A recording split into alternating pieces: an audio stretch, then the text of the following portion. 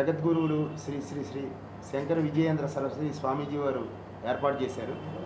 దాంట్లో వేద విద్యతో పాటు ఇంగ్లీష్ మీడియంలో ఉన్న అన్ని తరగతులపై కూడా పాఠశాలలు ఏర్పాటు చేశారు. అట్లాగే ఆడపిల్లలకి మగపిల్లలకి కూడా సాంప్రదాయ పాఠశాలలు ఏర్పాటు చేశారు.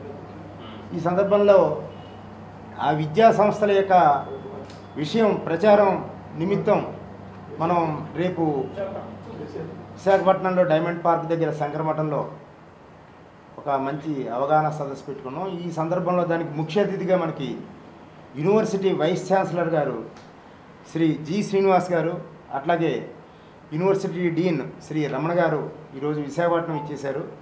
మేనేజ్మెంట్ కోటా ఫీజు అని, యూనివర్సిటీలో డొనేషన్లు అని, ఇంజనీరింగ్ కాలేజీలో డొనేషన్లు అని, ఇంజనీరింగ్ కాలేజీలో ఫస్ట్ ఇయర్ నుంచి 4వ సంవత్సరం పూర్తి అయ్యేసరికి సుమారు 10 లక్షల రూపాయలు దగ్గరగా ఒక స్టూడెంట్కి అవుతుంది. అటువంటిది కంచి కామకోటి పీఠాధిపతులు యాజ్ పర్ గవర్నమెంట్ నామ్స్ ప్రకారం ఫీజులు వసూలు చేస్తూ, అట్లాగే హాస్టల్ ఫీజులు కూడా అతి తక్కువ ఫీజులు పెట్టి చాలా అత్యంత అద్భుతమైన విద్య అందిస్తున్నారు. కాబట్టి దాని గురించి మనకి సవివరంగా తెలియజేయడానికి యూనివర్సిటీ వైస్ ఛాన్సలర్ గారు ఈరోజు విశాఖపట్నం వచ్చారు. కాబట్టి వారిని యూనివర్సిటీ గురించి చెప్పవలసిందిగా కోరుతున్నాను. తమిళనాడులో ఉన్నప్పటికీ మన ఆంధ్రదేశానికి చాలా దగ్గరగా ఉంది. తిరుపతి నుంచి 100 కిలోమీటర్ల దూరంలోనే ఉంది. మద్రాసు నుంచి కూడా దాని ప్రయాణ సౌకర్యాలు చాలా ఎక్కువగా ఉన్నాయి. కాంచీపురం పట్టు పరిశ్రమకి కాకుండా ఆధ్యాత్మిక క్షేత్రంగా అందరికీ పరిచయమైనటువంటి విషయం. కాంచీపురంలో కాంచీ కామకోటి పీఠం అనే పీఠం ఒకటి ఉంది. జగద్గురు పీఠం అంటారు దాన్ని.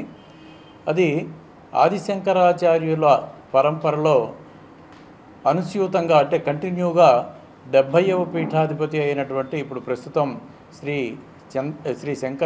శంకర విజయేంద్ర సరస్వతి స్వామి వారు ఉన్నారు. ఆయన కంటే ముందు శ్రీ జయేంద్ర సరస్వతి స్వామివారు, ఆయన కంటే ముందు శ్రీ చంద్రశేఖరేంద్ర సరస్వతి స్వామివారు. వీరు అంటే పీఠం యొక్క కర్తవ్యం ఏంటంటే ధర్మబోధ, ధర్మ ప్రచారము, ప్రజలందరినీ ధార్మిక మార్గంలో ఉంచి భారత సమాజాన్ని ఒక సమాజ విలువలతోనూ కట్టుబాట్లతోనూ ఉంచవలసినటువంటి ఒక గురుతరమైన బాధ్యత పీఠాధిపతులపైన ఉంటుంది. ఆ సందర్భంగా ధర్మాన్ని వాళ్ళు ఆచరించటమే కాకుండా ఇతరుల చేత ధర్మాన్ని ఆచరింపచేయటం, స్వయంగా ఆచరిస్తూ ఇతరుల చేత ఆచరింపచేసేటటువంటి వారినే ఆచార్యులు అనే పదానికి అదే అర్థం. వారు ఆ విధంగా వారి ప్రయత్నాలన్నీ సాగిస్తూ ఉంటారు.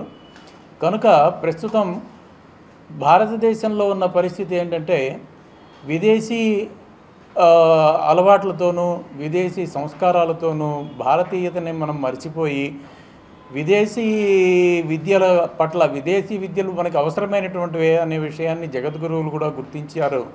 విదేశీ విద్య, భారతీయత, సంస్కారం, సంప్రదాయాలు వీటి కలగలుపుతో ఒక సమాజాన్ని సృష్టించినట్లయితే భారతదేశానికి కీర్తి ప్రతిష్టలు వస్తాయి, భారతీయతని అందరూ ప్రపంచ దేశాల్లో గౌరవిస్తారు అనేటువంటి ఒక సదుద్దేశంతో ప్రాచీనమైనటువంటి ఋషుల, మహర్షుల తర్వాత మన పూర్వీకులు ఎంతోమంది ఎన్నో శాస్త్రాలు, ఎన్నో విజ్ఞాన విషయాలు అందించారు మనకి తాళపత్ర గ్రంథాల ద్వారా. ఇప్పటికి కూడా అవన్నీ అందుబాటులో ఉన్నాయి. కాకపోతే వీటి విలువ మనకంటే కూడా విదేశీయులకు ఎక్కువగా తెలిసి వాటిని వారందరూ తీసుకుని వెళ్ళిపోవటం జరిగింది. మన దగ్గర ఉన్న తాళపత్ర గ్రంథాలు ప్రాచీన గ్రంథాల కంటే జర్మనీ, ఆస్ట్రేలియా, ఫ్రాన్స్, ఇంగ్లాండ్ మొదలైనటువంటి అమెరికా మొదలైనటువంటి దేశాల్లో వాళ్ళు ఇంకా వాటిని భద్రపరిచి వాటిని ఇక్కడి నుంచి తీసుకెళ్ళిపోయి వాళ్ళు పరిశోధనలు అవన్నీ చేస్తున్నారు. భారతదేశంలో ఎక్కడైతే విజ్ఞానం చాలా అభివృద్ధి చెంది ఉందో ఆ సందర్భంలోనే ఆ తర్వాతనే విదేశాల్లో ఈ శాస్త్రాలకు సంబంధించినటువంటి అధ్యయనమే ప్రారంభమైంది. అప్పటికే భారతదేశంలో మనం చూసినట్లయితే విమాన శాస్త్రం కానీ, తర్వాత ఆర్యభట్టు గురించి అంటే సున్నా కనుక్కున్నటువంటి వ్యక్తి అని కానీ, సుశ్రుతుడని కానీ, ఆయుర్వేదంలో యోగ శాస్త్రం కానీ ఇప్పుడిప్పుడే విదేశాలకి వాటి గురించి విలువ తెలుస్తోంది. ఇటువంటి అమూల్యమైనటువంటి సంపద ఎంతో మన దగ్గర ఉన్నది. దీని గురించి ఎవరికి తెలియకుండా పోతోంది. మనం విదేశీ విధానమే గొప్పది అనుకుంటున్నాము. అలా కాకుండా మనం కూడా అంటే ప్రపంచంలో ఉన్నటువంటి ప్రతి వ్యక్తి భారతీయుడిని చూసి నేర్చుకోవాలి.